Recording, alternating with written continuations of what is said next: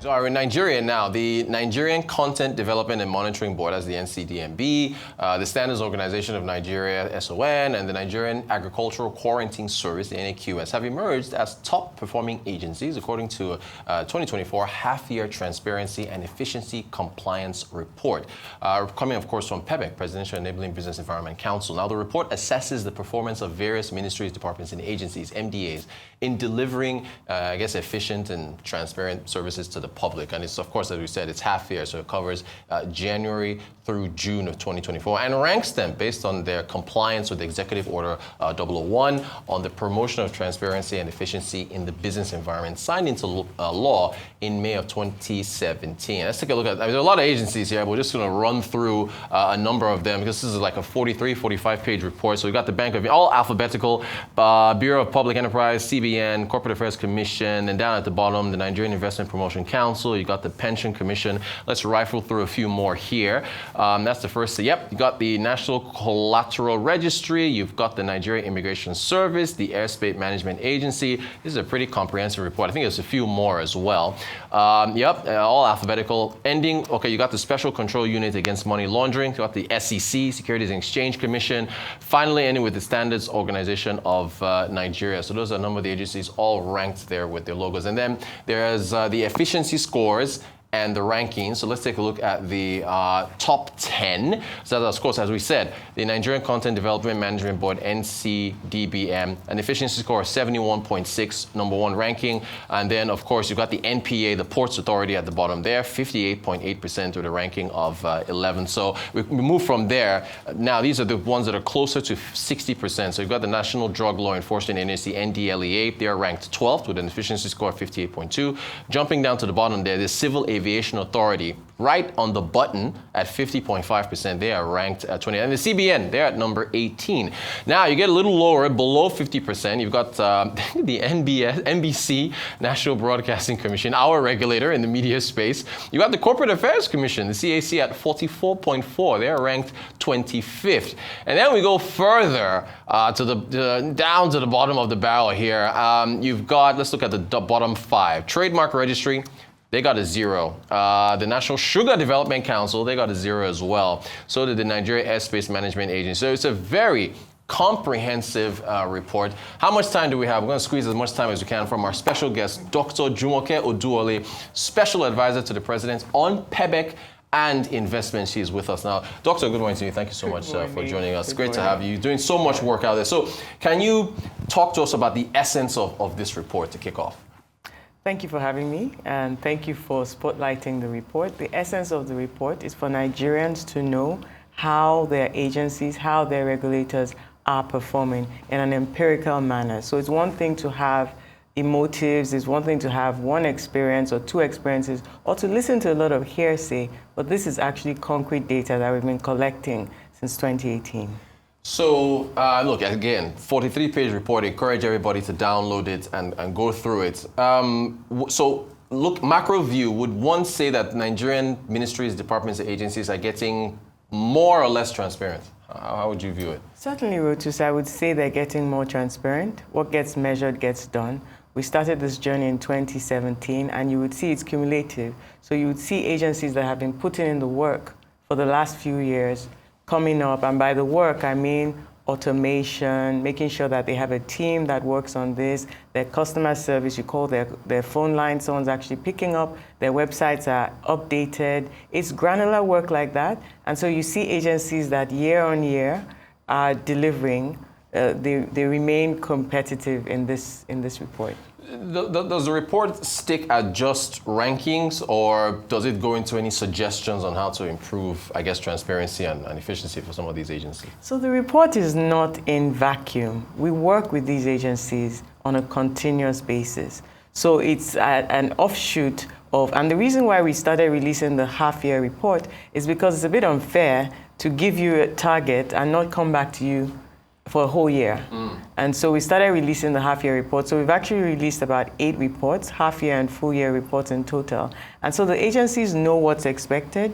There's a methodology. There's a monthly cycle. The last Friday of every month, the agencies are supposed to submit a particular report to us, to the head of service, to the office of the head of service, to the office of the secretary, to the government, and to Servicom. But our team has continued to consistently collate this report and put out this data. Great stuff. We love data. Now, there is, of course, an ongoing conversation around the cost of governance. Everybody knows about the Oronsayan reports, collapsing agencies, reducing their number. I want to ask you, I just want to get your thoughts on the conversation around having less agencies, because I imagine your work would be easier if you had if you had much less. How do you see the debate around cost of governance, and I guess should we have less agencies than we do now? I mean, cost of governance is a given. So there's quite a few agencies. And so I would say certainly the Oronsayan report is clear. Everybody agrees. It's now the modalities of how to make that done. And you saw the chief of staff yesterday talking about the Oronsayan report and the progress being made. But what I would say, Rotus, is that at the PEBEC, we focus on the business-facing MDAs. There are not that many. We track the PEBEC priority MDAs. We track about 53 of them. This report is covering 40 of them because we now have a new process for the security agencies that don't have the direct interface that fit into the methodology. So they were always just kind of getting zero because they couldn't tick the boxes. What we try to focus on is the efficiency and in the service delivery, the quality over quantity. So there's one thing, even if we have 50 agencies, 100 agencies in the business climate space, are they delivering? Are they integrated? Are they collaborating? Are they overlapping functions? Are there overlapping charges? Are private sector getting the runaround because 2-3 agencies are asking for the same thing? So that's where we should focus on. Use of technology, that's another place we should focus on.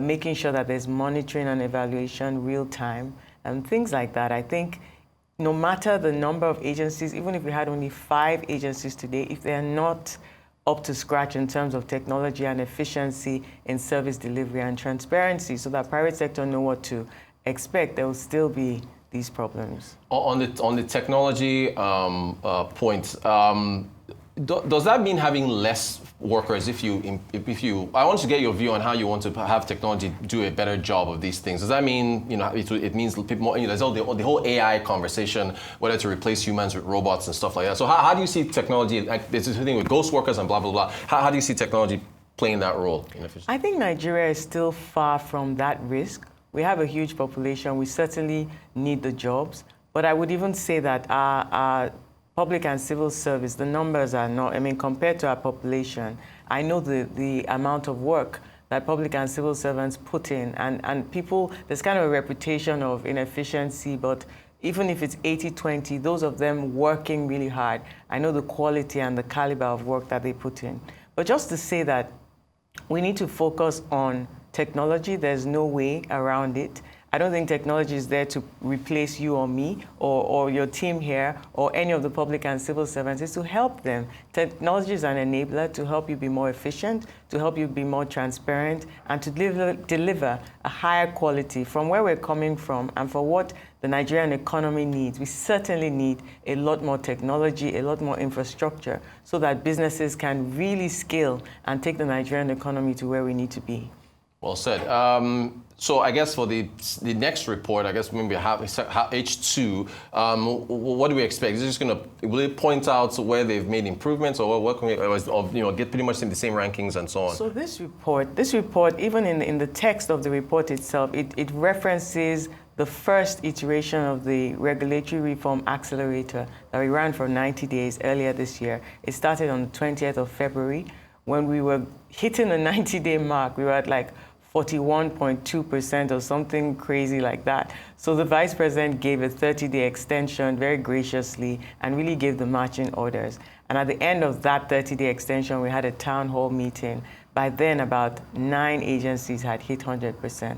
Oh, okay, yeah. Great stuff. All right, now, everyone reference, I want to move to the ease of doing business. Now, we use PEBEC's rankings. Even yesterday on the morning show, as you know, there's an election coming up in Edo State, I think next month or so.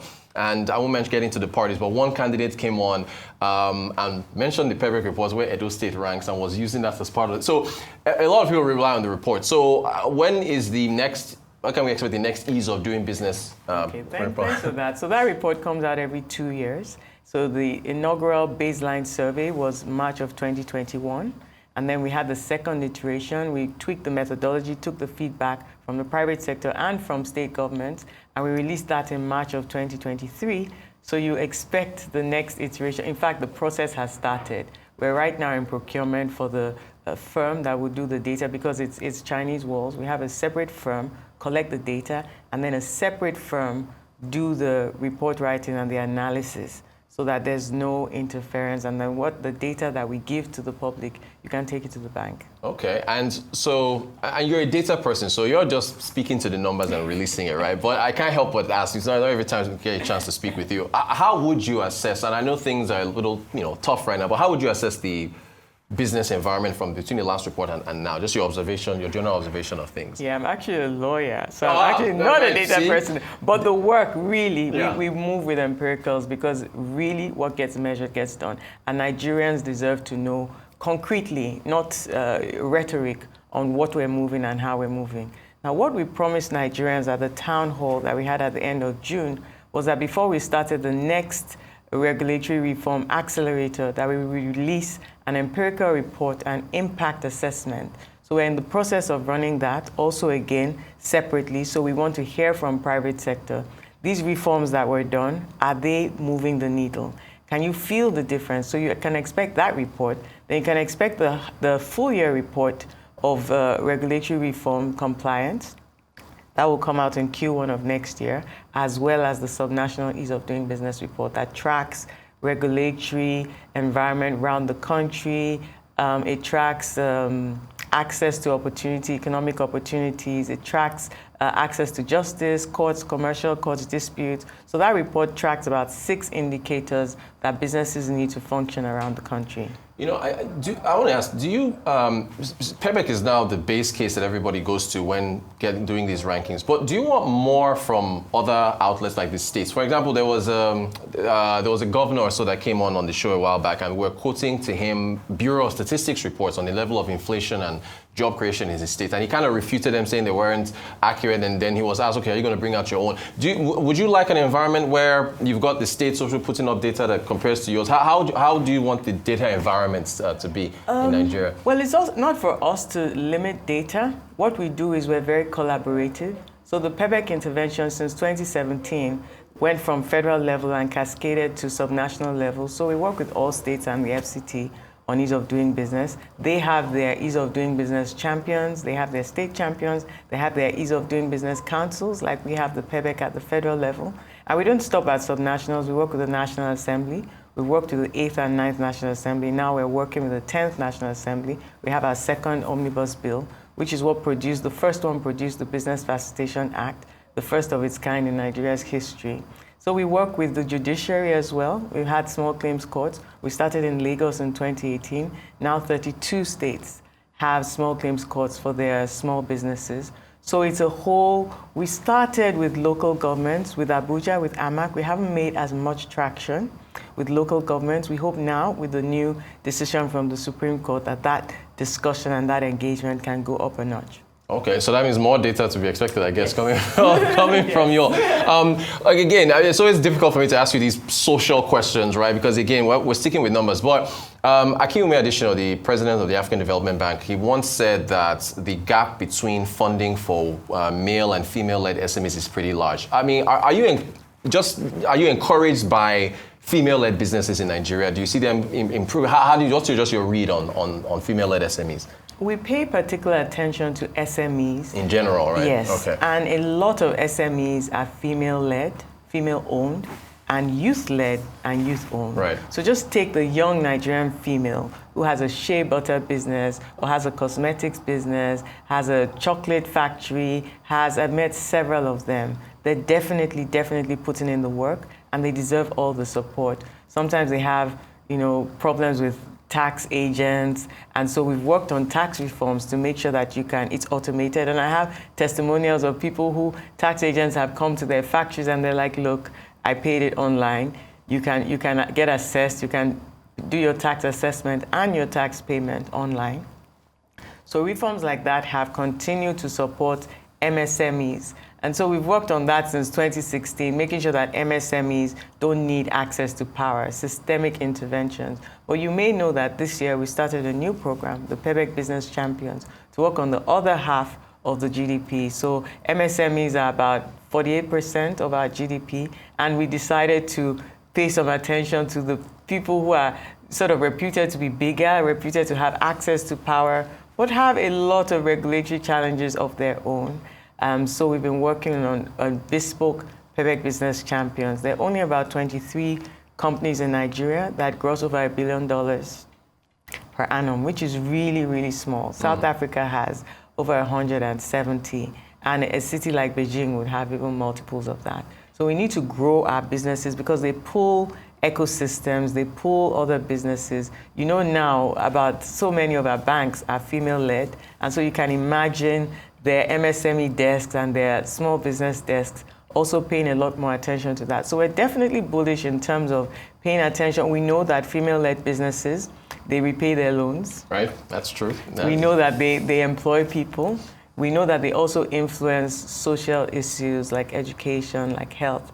So we're definitely supportive of that ecosystem in its entirety. Fantastic. Now, your reporting, again, is not just for the public. We also hope that it's for the ministries. Like, I mean, power would be an issue that a lot of businesses talk about. So do you have liaisons with like the power ministry and Agric ministry and so on when these reports are put out? They're members of the council. Aha. They're members of the council. So those ministers are members of the council, and then the agencies that they supervise underneath. I think the report also helps leadership. You know, we've had a transition. PEBEC is with the third administration right now since 2016. And so new ministers, we give them packs of the data so that they can be fully onboarded. So the FEC is very well versed in the work of the PEBEC, and the council members themselves are also very well briefed. New agency heads, you know, we have a legacy book. I don't know whether we shared that with you. Yeah, but it compiles, I will send you a copy. Yeah. It compiles everything we've done.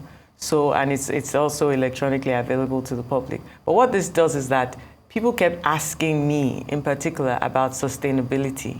Every time an election is coming up, sustainability, sustainability. So one of the cardinal principles of the PEBEC is institutionalizing reforms and making sure that we're moving in tandem as a government.